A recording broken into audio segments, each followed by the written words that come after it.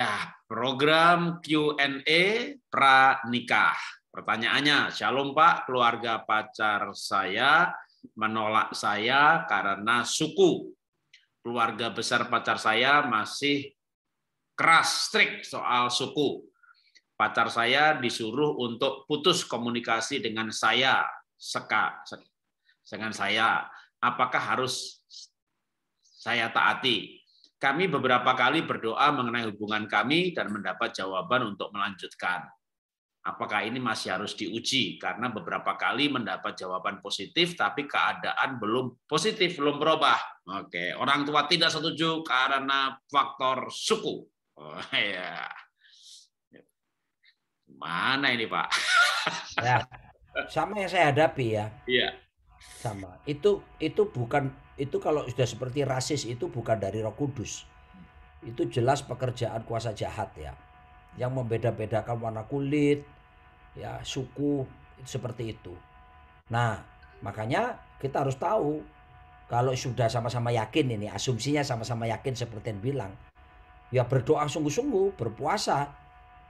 Tadi Pak Jarod bilang ya kelilingilah rumahnya, hancurkan kuasa gelap, itu enggak main-main, itu ada betul loh, itu apa namanya, hal-hal yang saya sudah kerjakan bersama dengan tim-tim doa. Kalau kita kan, kami dulu di Indonesia Timur ya, jadi di Bali, di Lombok dan sekitarnya itu berhadapan langsung dengan kuasa-kuasa kegelapan. Jadi memang mesti diperangi seperti itu.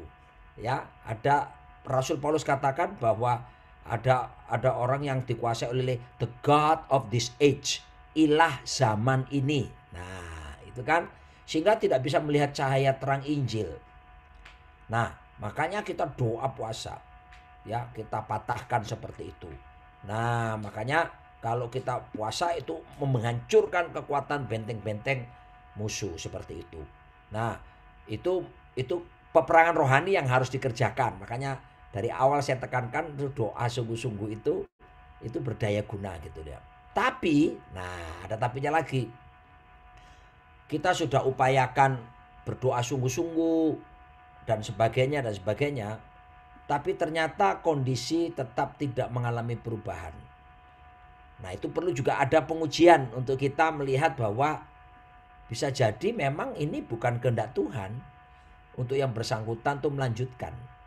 Seperti itu ya. Jadi memang ini perlu ada pengujian yang lebih jauh dari masing-masing suami calon ya, bersama-sama untuk mendoakannya. Nah, kalau memang ternyata ini sesuatu yang runcing dan kita sudah lakukan upaya seperti yang Alkitab ajarkan, berdoa dan sebagainya, dan ini kita lihat tidak membuahkan hasil, bisa jadi memang Tuhan menginginkan kita dengan orang yang lain lagi seperti itu. Ya, jadi ya sebaiknya berpisah secara baik-baik kalau sudah seperti itu. Karena jangan lupa loh ya, bagaimanapun persetujuan orang tua itu begitu penting. Ya, saya kalau memberkati pemberkatan nikah, begitu pria masuk duluan biasanya kan gitu, lalu yang wanita sama bapaknya, tek di depan tuh saya stop, lalu saya turun dari mimbar, saya datang ke orang tuanya, saya tanya lagi nih, bapaknya yang perempuan sama bapaknya laki-laki, apakah bapak menyetujui bahwa putri bapak untuk diserahkan kepada saudara ini? Apa jawab bapak? Saya menyetujui. Oke.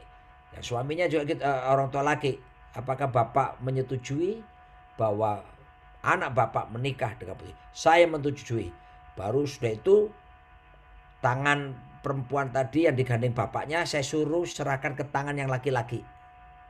Baru di situ saya doakan Tuhan atas dasar persetujuan kedua orang tua. Maka saya sebagai imam yang kau percayakan pemberkatan nikah ini akan melanjutkan pelayanan ini dalam nama Bapa, Putra, dan Roh Kudus. Amin. Seperti itu Pak. Baru proses ibadah pemberkatan berlangsung seperti itu. Itu dari saya Pak Jarod. Terima kasih. Ya, terima kasih Pak Roni. Ini sama juga dengan pertanyaan yang satunya ya. Kalau satunya HKBP, satunya GBDI, tadi sudah saya singgung, misalnya satunya karismatik, satunya Protestan, yang satu bilang itu sesat, yang satu bilang gereja Mamon, waduh udah tajam gitu ya. Ya doa puasa, beda gereja, beda suku, doa puasa. Tetapi ada tetapinya yang saya setuju dengan Pak Roni Daud ya. Mungkin saudara perlu perlu batas waktu ya. Jadi misalnya gini, Tuhan, saya berdoa 2 tahun atau saya berdoa 1 tahun gitu ya. Begitu itu batas ditabrak, segera mengambil keputusan, putus baik-baik. Kita sebagai sahabat aja nggak baik untuk diteruskan. Karena emang kalau di luar negeri beda ya. Di luar negeri itu keluarga, bicara family, suami, istri, anak, udah. Tapi di Indonesia namanya keluarga itu ada tante, ada ada engku, ada paman, ada pak D, ada bule, ada kakek, ada opung, ada nenek. Waduh, ada macam-macam keluarga. Namanya keluarga itu keluarga besar. Dan kita nggak bisa menikah lalu tinggal berduaan saling mencintai, pindah ke Alaska sana, enggak ya. Tetap aja namanya menikah itu adalah menikahi keluarganya. Dan itu memang penting sekali sebenarnya juga yang namanya restu keluarga. Bahkan dalam kisah yang saya sering jadikan contoh itu Ishak dan Ribkah. Itu waktu Eliezer datang kepada Laban, itu begitu Laban menyetujui, Eliezer itu lalu sujud menyembah kepada Tuhan. Jadi jodoh yang dari Tuhan itu membawa pujian penyembahan, membawa orang dekat dengan Tuhan. Jadi kalau Anda pacaran, lalu setelah mulai pacaran itu kok makin dekat sama Tuhan, pelayanannya makin menggebu-gebu. Ini peneguhan, gitu ya, termasuk restu dari orang tua.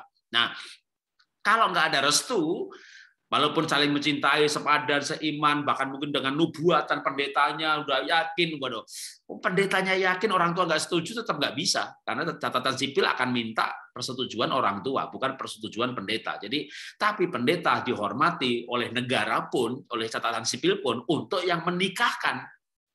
Jadi, sebenarnya orang tua dan pendeta hamba Tuhan ini di negara sama-sama diberi posisi yang pas, yang alkitabiah. Pendetanya menikahkan, orang tuanya menyetujui.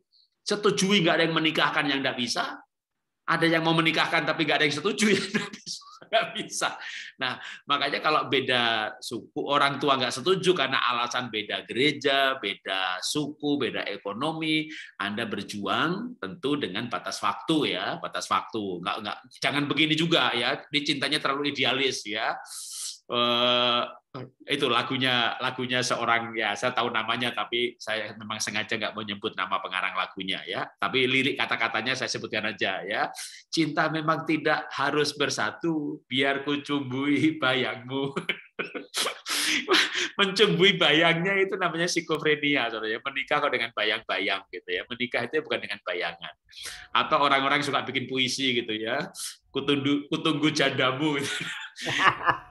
Emangnya lu berdoa supaya pacarnya mati atau suaminya mati menunggu jandanya. Jadi memang menikah itu menjadi satu daging, bukan satu bayangan. Ya, nah satu daging itu harus persetujuan orang tua. Laki-laki meninggalkan ayah dan ibunya, tapi meninggalkan itu bukan membenci, tapi hanya soal prioritas. Dan waktu meninggalkan itu harus direstui oleh orang tua. Karena itu untuk mendapatkan restu itu wajib minta batas waktu sama Tuhan. Tuhan, saya berdoa umur saya sekian. Ya 2 tahun lagi oke lah gitu. 2 tahun Anda berjuang gitu ya. Itu boleh dengan batas waktu seperti itu. Ya, Tuhan memberkati.